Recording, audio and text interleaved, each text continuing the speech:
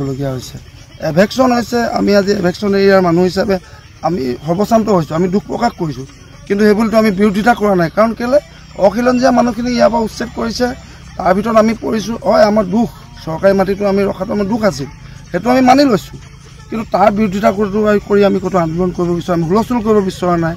কিন্তু কোনোবাই কঠীয়াতলী এডোখৰলৈ সাধাৰণ কথা এটাক লৈ ইমান বৃহৎ কৰি পিনে আৰু যিঘৰ মানুহ কঠীয়া অলৰেডি সেইঘৰ মানুহ মই শুনা পাইছোঁ কঠীয়াৰ মাটিৰ আদায়ো হৈছে বুলি গম পাইছোঁ আৰু তেনেস্থলত তেওঁলোকৰ কঠীয়াটো বিক্ৰী কৰে বুলি শুনিছোঁ আৰু সেই ক্ষেত্ৰত যদি এনেকৈ ৰাজনীতিকৰণৰ প্ৰক্ৰিয়ালৈ লৈ যাবলৈ হয় এই কথাটো কিন্তু ভাল হোৱা নাই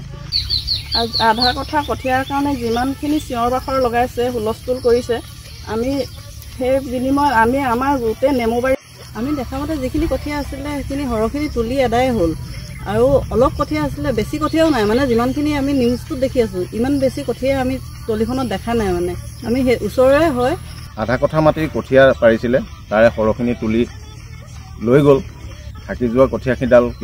প্ৰায় ৬-৭ আশী কঠীয়া লৈ যি ধৰণে প্ৰচাৰ চলাইছে আৰু অপপ্ৰচাৰো চলিছে লোকক বদনাম দিছে মিছাকৈ এনেধৰণৰ কৰ্মবিলাকৰ পৰা নিউজ